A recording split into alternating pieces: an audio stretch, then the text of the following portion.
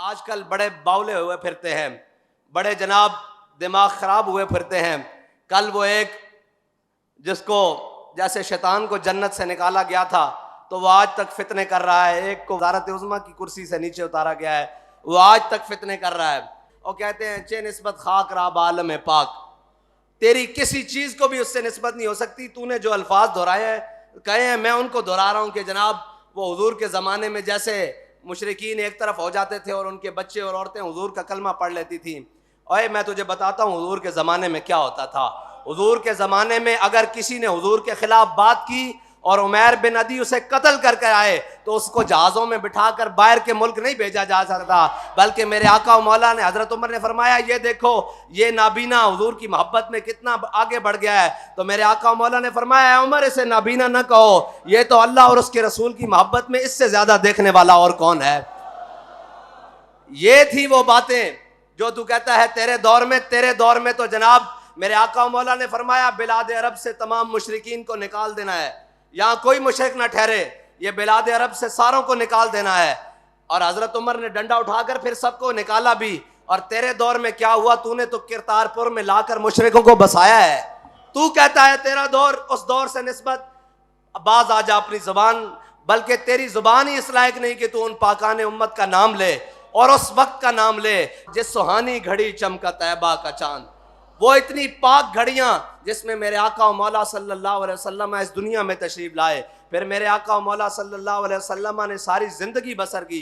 उस वक्त से भी कायनात के किसी वक्त को निस्बत नहीं हो सकती। तू कहता है मेरा दौर में वो हो रहा है, तेरे दौर में तो ये हो रहा है कि जनाब उस वक्त में मस्जिदों में सारी रात सहाबा बैठकर अल्लाह अल्लाह करते थे और तेरे दौर में मस्जिदों में लड़कियां नाची हैं। तेरे दौर से उस दौर को क्या निस्बत।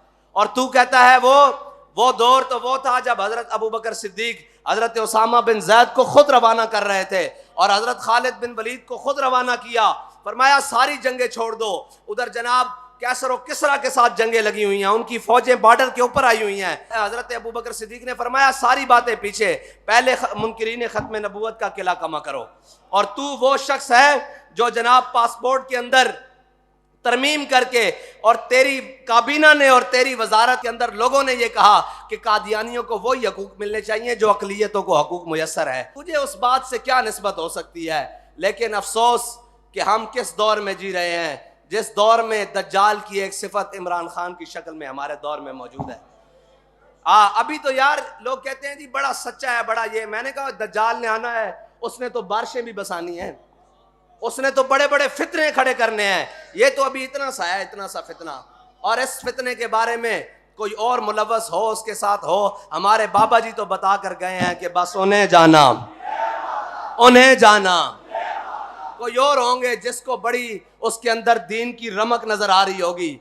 और वो कहते थे, मैं मशाइख से बात करता हूँ, वो कहते हैं जी ये मौलवी हमें अपने पीछे लगाना चाहते हैं। मैंने कहा मौलवी आप पीरों को अपने पीछे नहीं लगाना चाहते, हुजूर के दीन के पीछे लगाना चाहते हैं और खुद भी हुजूर के दीन के पीछे खड़े हैं।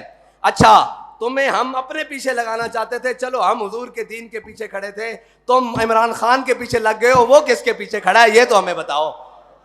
ये तो बताओ कि तुम उसका झंडा उठाकर और उसके नारे लगवा कर और सारी जिंदगी कौम ने तुम्हें जनाब हुजूर के दीन के नाम पर और जनाब इस्लाम के नाम पर और पीरी फकीरी के नाम पर तसव्वुफ के नाम पर पाला। आज जब मौका बना तो तुम यजीद की सफ में जाकर खड़े हो गए। कैसे मुंह दिखाओगे हुजूर को। चलो हम कम सही, हमारी गिनती कम सही, हम कमजोर सही, बेतरतीब सही, लेकिन हमारे हाथों में खत्म नबूवत का अलम तो है, हमारे हाथों में नामूसे रिसालत का अलम तो है। तुम किसके पीछे जाकर खड़े हो गए। क्या मुंह दिखाओगे कि हम उसके साथ थे जो या रसूलुल्लाह आपकी गुस्ताख को जहाजों में बिठाकर बाहर के मुल्क भेजता रहा। हम उसके साथ थे जो जनाब नामूसे रिसालत के परवानों को गोलियां बरसाता रहा। हम उसके साथ खड़े हो गए। इससे बढ़कर यजीद की बैत और क्या है भाई। यही तो यजीदियत है और हुसैनियत यही है। ताकत हो ना हो, तादाद हो ना हो, ये माना नहीं रखता, बस ये माना रखता है सरदार नदाद दस दर दस्त यजीद। हमारे पास भी बड़े आए कि इससे कर ले, इसके पास बड़ी गिनती है, इसके पास बड़ी बातें हैं और ये है। मैंने कहा गिनती की तरफ देखें तो 1000 अबू जाल भी लेकर खड़ा हुआ था। फिर जनाब अबू सुफियान 3000 लेकर खड़े हुए थे। गिनती की तरफ नहीं देखते, हम तो हक की तरफ देखते हैं। और बाबा जी पढ़ते थे, ए हुब्बे वतन साथ न तू यूं सूए नजफ जा, ए हुब्बे वतन साथ न तू यूं सूए नजफ जा, हम और तरफ जाते हैं तू और तरफ जा।